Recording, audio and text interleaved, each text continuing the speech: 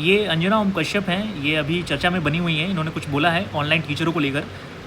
एक बार मैं पढ़ देता हूँ उन्होंने क्या स्टेटमेंट दिया है। मासूम बच्चे और उनके माता पिता की गाढ़ी मेहनत कमाई का पैसा लूटने वाले कुछ कोचिंग सेंटर के सेलिब्रिटी टीचर आज भाड़े की वीडियो बनाकर ज्ञान दे रहे हैं। सार्वजनिक रूप से महिलाओं को गाली देने वाले, उनकी नकल उतारने वाले ये छिछले यूट्यूबर बच्चों की कड़ी मेहनत पर अपनी दुकान सजाते हैं। असल हीरो बच्चे हैं। ये माँ बाप की मेहनत की कमाई के लुटेरे कितना भी कूदें। देश भर के बच्चों को लाइव जोड़कर हमने पेपर लीक के पीड़ित बच्चों को आवाज़ दी तो इनके स्टार्टअप को बड़ा धक्का लगा है। शिक्षा को धंधा बनाने वालों को दर्द तो हो तो अच्छा है। वैसे कोचिंग माफिया के खिलाफ मेरा वीडियो वायरल करने के लिए धन्यवाद। मेरे शो पर सभी पैनलिस्ट ने बोला है कि कोचिंग माफिया पर नकेल कसी जानी चाहिए। बेसिकली एक डिबेट शो में थी, उन्होंने ऑनलाइन टीचरों को लेकर कुछ स्टेटमेंट दिया। एक बार मैं सुना देता हूँ उन्होंने क्या बोला, जहाँ से ये कंट्रोवर्सी स्टार्ट हुई।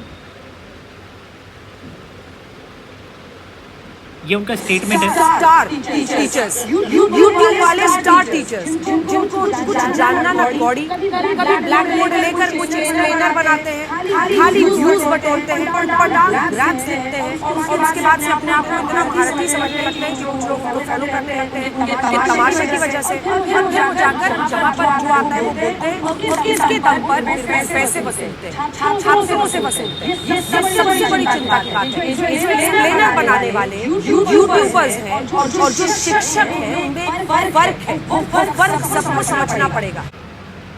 देखिए, कोचिंग कोई नई चीज़ नहीं है। कोचिंग भारत में पहले भी थी और आगे भी होगी, क्योंकि भारत की जितनी बड़ी जनसंख्या है और जो हमारे इंस्टीट्यूशन है उसमें बहुत बड़ा मिसमैच है।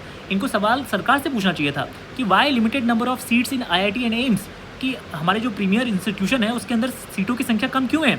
जो बच्चे हैं वो 24 लाख जो हैं वो नीट के लिए अपेयर होते हैं, लगभग 14 से 15 लाख जो होते हैं वो IIT JEE के लिए अपेयर होते हैं। तो इतने बड़े नंबर में जो बच्चे हैं वो अपेयर होते हैं, जो कि नंबर ऑफ़ सीटेज जो हैं वो सिर्फ 70,000 1 लाख के करीब में है। तो बाकी बच्चों का सिलेक्शन नहीं होगा, तो इनमें उनकी गलती नहीं है। उनको एज चाहिए, उनको सीटें चाहिए, जिसके लिए उनको एक्स्ट्रा मेहनत करना पड़ेगा और वो एक्स्ट्रा मेहनत के लिए कोचिंग ज्वाइन करते हैं। तो ये सवाल सरकार से पूछा जाना चाहिए था। दूसरा मेरा सवाल है कि जो गवर्नमेंट है वो अपने बजट का सिर्फ 2.7% ही खर्च करती है एजुकेशन पे, जबकि ये टारगेट 6% का है। तो ये सवाल उनको सरकार से पूछा जाना चाहिए था। मेरे कुछ की जो बच्चे हैं नीट के और JEE के, उनमें सिलेक्शन रेशियो सिर्फ 1 से 2% है। इसको लेकर सरकार क्या कदम उठा रही है? सरकार ने कितने नए IIT और कितने एम्स जैसे इंस्टीट्यूशन बनाए हैं और जहाँ की क्वालिटी उसी तरह मेंटेन करी है जो स्थिति IIT दिल्ली या एम्स के अंदर है, एम्स दिल्ली का है। ये सवाल सरकार से पूछा जाना चाहिए था, जबकि अंजना जो है वो सवाल टीचरों से पूछ रही हैं जिनकी कोई इसमें भूमिका नहीं है। वो सिर्फ एक वैल्यू एडिशन कर रहे हैं। बच्चे इतने पागल नहीं हैं, इतने मूर्ख नहीं हैं जो पैसे दे रहे हैं। उनको पता है कि वो पैसे कहाँ पे लगा रहे हैं। अगर वो वैल्यू एडिशन नहीं होता तो वो बच्चे पे नहीं करते, और ये बात अंजना को भी मालूम होगी। मेरा अगला कुछ सवाल है उनसे जो उन्होंने सरकार से पूछना था लेकिन उन्होंने नहीं पूछा।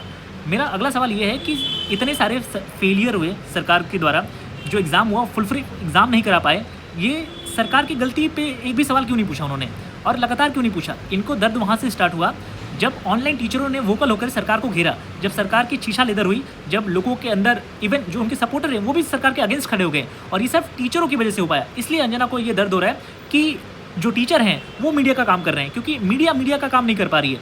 तो ये सवाल अंजना से पूछा जाना चाहिए था। मेरे कुछ और उनसे सवाल हैं कि सरकार को क्रिटिसाइज़ करना, नेशन को क्रिटिसाइज़ करना कैसे हो जाता है? बार बार ये राष्ट्रवाद का मुद्दा इसमें कैसे आ जाता है?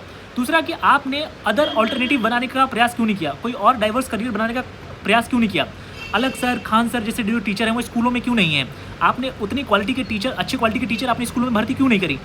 पता चलता है कि आपने कहीं घूस दे के कोई टीचर बन जा रहा है, कोई जस्ट जो ट्रेडिशनल तरीका है एजुकेशन का आप उसी पर फोकस कर रहे हैं।